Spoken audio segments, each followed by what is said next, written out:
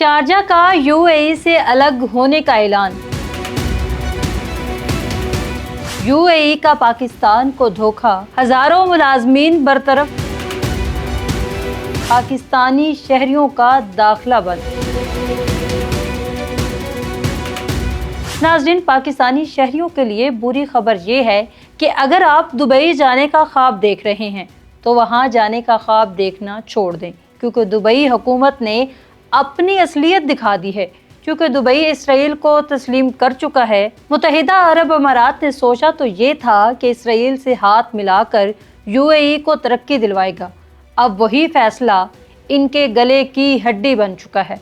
متحدہ عرب امارات اور پاکستان کے تعلقات اس وقت ایک نازک مرحلے سے گزر رہے ہیں، اور حالیہ دنوں میں پاکستانی ملازمین کی برطرفیوں، ویزا مسترد ہونے اور ملک بدریوں کی خبریں اس بڑے تناظر کا حصہ سمجھی جا رہی ہیں۔ اطلاعات کے مطابق ابوظہبی میں اتحاد ایئر وے قومی ایئر لائن کے 15 پاکستانی ملازمین کو اچانک ملازمتوں سے فارغ کر کے صرف 48 گھنٹے کے اندر ملک چھوڑنے کی ہدایات دے دی گئی ہیں، جس نے نہ صرف UAE میں مقیم پاکستانی کمیونٹی بلکہ پاکستان میں بھی شدید تشویش پیدا کر دی ہے۔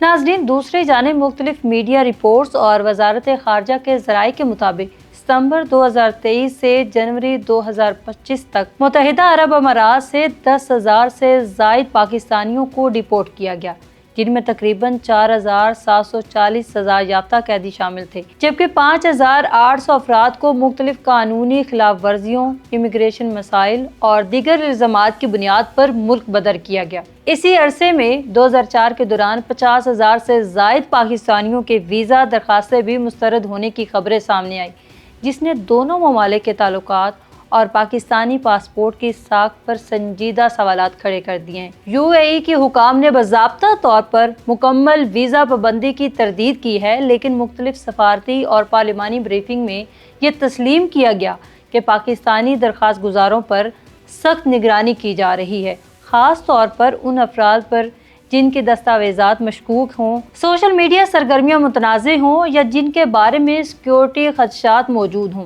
ماہرین کے مطابق اس کشیدگی کی کئی وجوہات ہیں۔ پہلی وجہ UAE میں پاکستانیوں کی ایک محدود تعداد کے جرائم، بھیک مانگنے، جعلی ڈگریوں، جعلی ملازمتوں کے کانٹریکٹس اور غیر قانونی سرگرمیوں میں ملوث ہونے کے الزامات بھی ہیں۔ کچھ الزامات درست ہوں گے، مگر زیادہ تر پاکستانی اور ایرانی لوگوں کو حسد اور بغیر کسی وجہ کے ملک سے نکالا گیا۔ دوسری بڑی وجہ خطے کی بدلتی ہوئی جیو پولیٹکس ہے، جہاں UAE اب اپنی داخلی سیکیورٹی، آبادیاتی توازن اور غیر ملکی ورکرز کی اسکریننگ کو پہلے سے کئی زیادہ سخت بنا رہا ہے۔ اس کے علاوہ ایران اور مشرق وسطیٰ میں بڑھتی ہوئی کشیدگی بھی خلیجی ریاستوں کو زیادہ محتاط بنا رہی ہے، جس کے اثرات پاکستانی اور ایرانی شہریوں پر پڑ رہے ہیں۔ پاکستانی حکومت نے ایران کا ساتھ تو دیا ہے، اس لیے UAE کو اس بات کا غصہ بھی ہے۔ یہی وجہ ہے کہ UAE نے پاکستانی حکومت سے قرضہ واپس کرنے کا کہا۔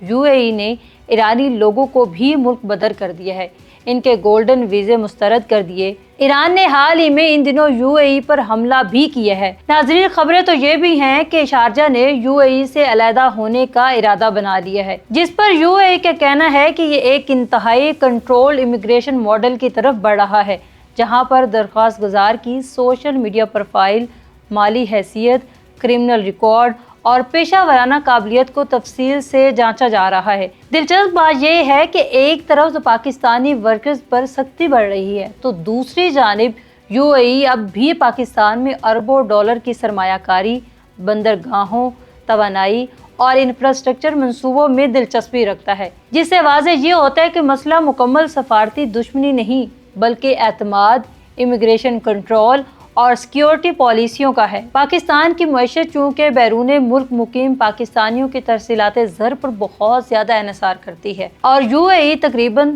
16 سے 17 لاکھ پاکستانیوں کے لیے روزگار کا بہت بڑا مرکز سمجھا جاتا ہے۔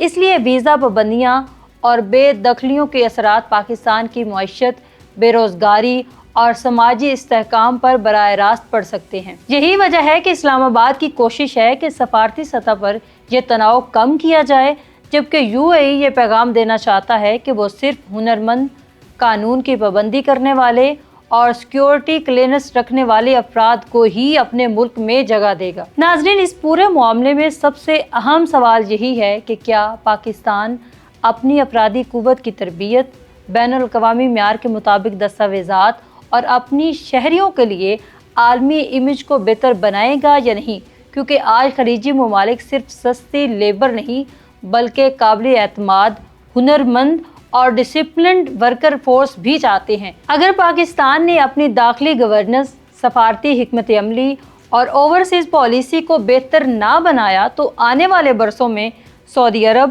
قطر اور دیگر خلیجی ممالک میں بھی پاکستانیوں کو اس نوعیت کی سختیوں کا سامنا کرنا پڑ سکتا ہے، اور یہی وہ حقیقت ہے جسے سمجھنا آج کے وقت کی سب سے بڑی ضرورت ہے۔ بہتر تجزیہ کاروں کا ماننا ہے کہ جب سے متحدہ عرب امارات نے اسرائیل کو تسلیم کیا ہے، ان کا زوال شروع ہو چکا ہے اور UAE مزید زوال پذیر ہوگا۔ ناظرین، UAE نے حال ہی میں اوپیک سے بھی علیحدہ ہونے کا اعلان کر دیا ہے۔ ناظرین، آپ کو کیا لگتا ہے کہ UAE کو زوال کیوں آیا؟ ہمیں کمنٹ سیکشن میں لکھ کر اپنی قیمتی رائے کا اظہار ضرور کیجیے گا۔ اگر آپ کو یہ ویڈیو پسند آئے تو اس ویڈیو کو لائک اور ہمارے چینل کو سبسکرائب کر دیں۔